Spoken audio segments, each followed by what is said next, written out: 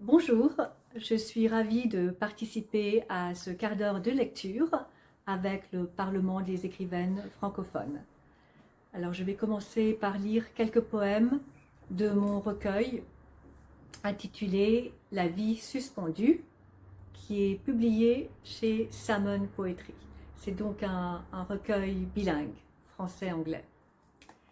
Et je vais commencer avec un poème dédié à ma mère, à Kitty, qui aimait la mer et Somerset Maugham, avec une épigraphe de E. E. Cummings, car quoi qu'on perde, comme un toi ou un moi, c'est toujours soi que dans la mer on trouvera.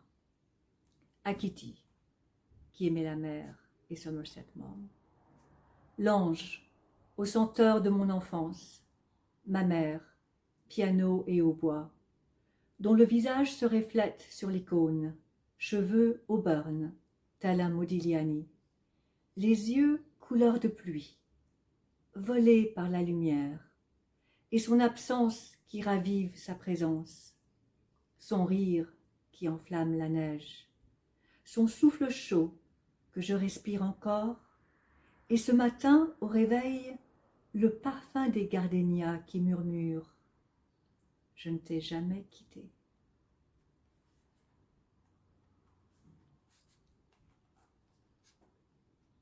Travail d'orfèvre.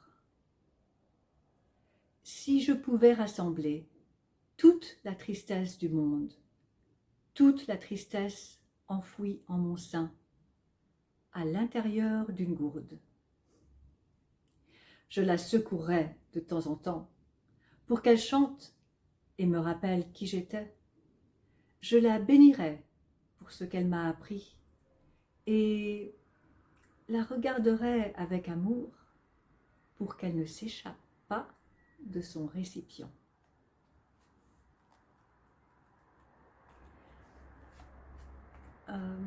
Ce poème est un autre poème dédié à ma mère et celui-ci est inspiré d'un rêve dans lequel ma mère m'est apparue comme la magicienne celte Ceridwen. Ma mère, Ceridwen. La lumière sur l'icône, vision onirique. Son âme en bordure des ténèbres. Dans un chaudron magique, toujours plein, jamais épuisé, qui la ramène à la vie, gardée par un serpent doré, lové tel un œuf, le serpent cosmique rassemblant les forces intérieures, l'aube d'un tout nouveau voyage, l'aperçu d'une femme mystérieuse et insaisissable, couronnée de belles jours. C'est ainsi qu'elle atterrit sur la page, penchée, le regard tourné vers l'espace, nichée en moi, et cet infini ciel bleu éclairant son visage.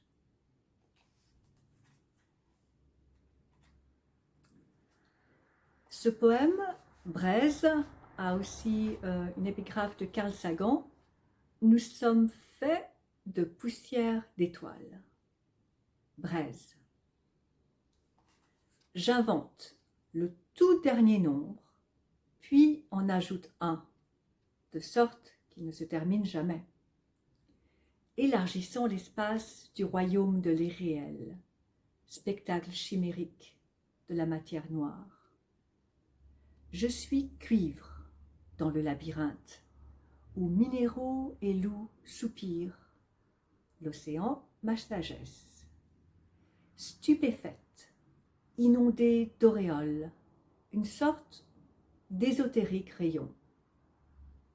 Je dessine l'univers mathématique, forge des équations dans les vents stellaires, bambou en dents de scie, experte en loi des forces constantes, l'infini qui propulse les balles du cosmos.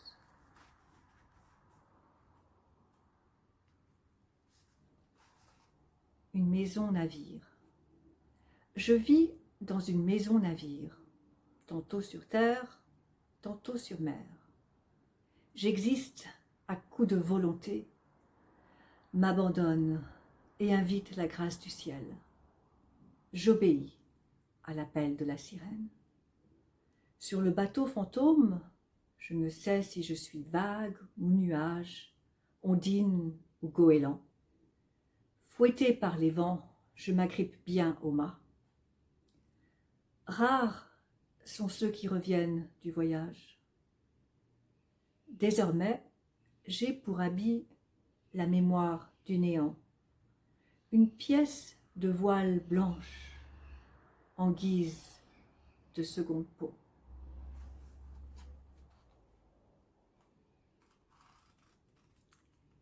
Et je termine avec envoûté.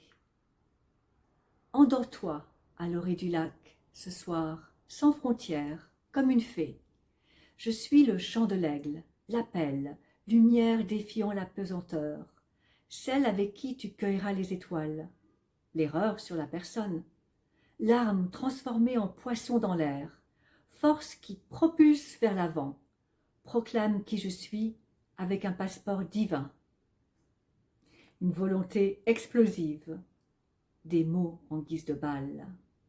Je t'offre tout, poussière d'étoiles, silence, la grâce espiègle, et des flûtes comme le vent, malicieuses, convenables ou pas, extirpées hors de moi-même dans le sortilège.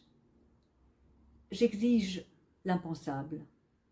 Je me déplace si vite, essoufflée, délicate création. Je marche à quatre pattes, étirée, ni humaine ni animale, créature que seule la magique dévoile.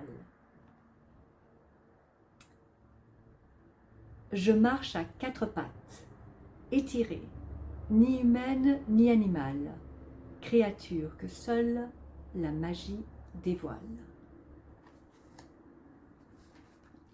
Et maintenant, je vais partager quelques poèmes de Dorian Laux, qui est une poétesse d'origine acadienne, qui est américaine. Ce recueil s'intitule « Ce que nous portons » et il est publié aux éditions du Cygne. Alors voilà, Dorian Laux, et je vais commencer avec Poussière. Une voix m'a parlé la nuit dernière, m'a dit la vérité. À peine quelques mots, mais je l'ai reconnu. Je savais que je devais me forcer à me lever, à l'écrire, mais il était tard, et j'étais épuisée d'avoir travaillé toute la journée au jardin, à déplacer des pierres. Maintenant, j'en ai gardé la saveur, différente de celle de la nourriture qui est douce ou âpre, comme une poudre fine exactement, comme la poussière. Et je n'étais ni ravie ou effrayée, mais simplement subjuguée, consciente. Il en est ainsi parfois. Dieu vient à ta fenêtre, tout de lumière éclatant, avec des ailes noires, et tu es juste trop fatigué pour l'ouvrir.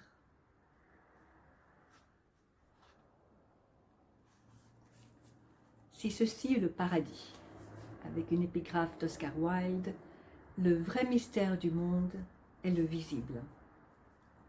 Si ceci est le paradis, arbre, ruche, rocher, et ceci, lune chauve, étoile filante, un petit soleil.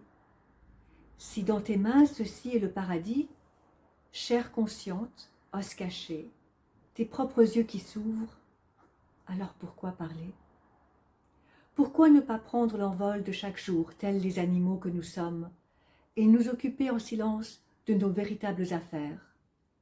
La recherche d'eau, de grosses baies, de la chair pâle du champignon, culbuter à travers les herbes hautes sans raison, trouver l'ombrage et s'y reposer, nos membres étendus sous le ciel dénué de raison, trouver le parfum de l'amant et s'accoupler avec ferveur.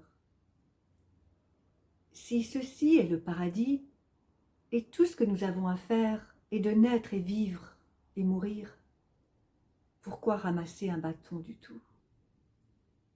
Pourquoi voir la roue dans la roche? Pourquoi rapporter des champs qui brûlent un bol rempli de feu et prétendre que c'est magique?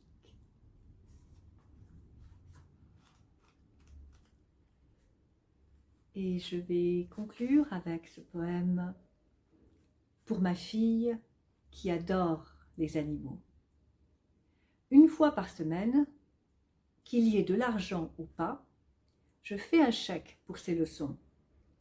Mais aujourd'hui, alors que j'attendais dans la voiture qu'elle finisse ses tâches, après avoir enveloppé les pattes fragiles de celui-ci, brossé la bardane et la boucolé à la queue de celui-là, je l'ai vue s'arrêter et offrir son corps à la tête d'un cheval qui avait des démangeaisons. Un bras levé, elle lui donna toute la longueur de son flanc. Et il reconnut le geste, comprit le cadeau, se rapprocha sur ses sabots huilés et pressa sa tête sur sa cage thoracique. Il ratissa son corps de la hanche à l'aisselle, jusqu'à ce que, pour éviter de tomber, elle s'appuya à lui de tout son poids, son pied arc-bouté contre une sellerie pour tenir l'équilibre. Avant les chevaux, c'étaient les serpents, enroulés autour de ses bras, comme des bracelets africains. Et avant ça, les chiens sans collier, chats de toutes couleurs, même les errants, abandonnés et maltraités. J'ai mis tant de temps à apprendre à aimer, à me donner et me vouer à autrui. Maintenant, je vois comment elle les a tous toujours aimés, escargots et araignées, depuis le début, sans peur ni honte. A reconnu même les plus infimes, les fourmis, les moucherons, et aperçu et répondu au moindre de leurs appels. Merci. Voilà. Et voilà.